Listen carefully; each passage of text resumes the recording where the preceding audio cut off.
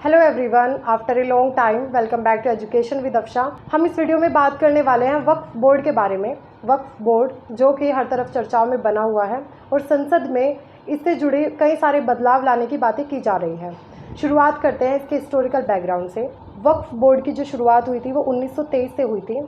उसके बाद अगर हम स्वतंत्र भारत की बात करें तो इसको 1964 में दोबारा से नेहरू गवर्नमेंट के द्वारा कांग्रेस के शासनकाल में लाया गया। वक्फ बोर्ड जो कि एक स्टैट्यूटरी बॉडी है और इसको मुस्लिमों के लिए एक खास पर्पज़ के लिए इस्टेब्लिश किया गया था। वक्फ बोर्ड के मेन ऑब्जेक्टिव की बात करें तो इसका काम था कि जो मुस्लिम समुदाय के लोग अपनी मर्ज़ी से जो चैरिटी के तौर पर in the name of God वो चैरिटी देना चाहते हैं अपनी ज़मीनों को, वो वक्फ बोर्ड को चैरिटी दे सकते हैं, यानी दान में अपनी ज़मीनों को वो वक्फ बोर्ड को दे सकते हैं। उसके बाद से वक्फ बोर्ड को उसकी पूरी देख रेख करने का अधिकार था। इसी के साथ कुछ अन्य मुद्दे भी थे जिनको संभालने का काम वक्फ बोर्ड करता था, जैसे कि शिया और जो सुन्नी कम्युनिटी है मुस्लिम्स में, उनके बीच जो लैंड डिस्प्यूट होता था उनको सेटलमेंट कराने का काम भी वक्फ बोर्ड ही करता था। लेकिन जैसे कि एक मुस्लिम कम्युनिटी के लिए बनाया गया बोर्ड था तो इस पर कई बार ये क्वेश्चन किए जाते थे कि ये एक बायस्ड बॉडी है, क्योंकि इसके कुछ प्रावधान ऐसे थे जिनके बारे में अगर हम बात करें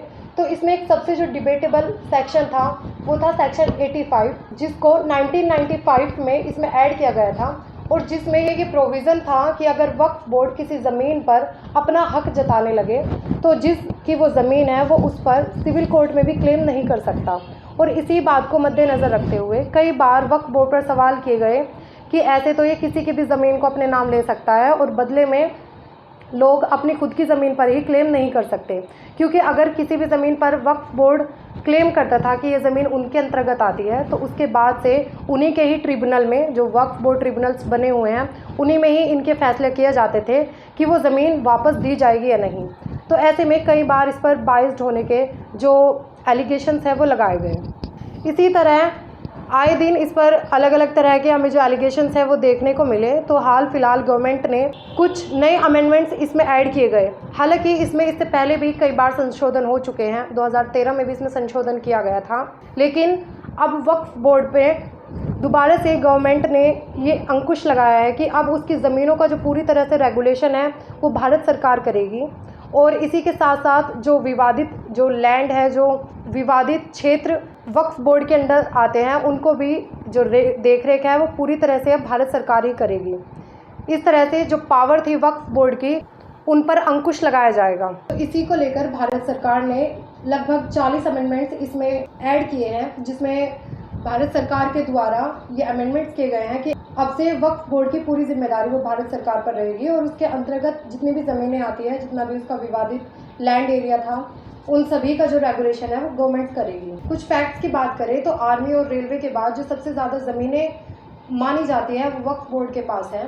और अगर हम उसका नंबर्स में देखें तो लगभग 8 लाख एकड़ की ज़मीन वक्फ बोर्ड अकेला ओन करता है। इसी के साथ लगभग 51,000 केसेस वक्फ बोर्ड के ऊपर चल रहे हैं और हमारे देश में के 28 राज्यों में लगभग 30 वक्फ बोर्ड मौजूद है। इसी के साथ एक सेंट्रल वक्फ बोर्ड काउंसिल भी हमारे देश में मौजूद है, यानी हर राज्य में लगभग 1 से 2 वक्फ बोर्ड मौजूद हैं जो सभी तरह के लैंड जो मुस्लिम कम्युनिटी से रिलेटेड है उन सभी लैंड डिस्प्यूट्स को सेटल करते हैं। हालांकि हमारी गवर्नमेंट ने अभी पूरी तरह से जो भी अमेंडमेंट्स होने हैं वो पास नहीं हुए हैं।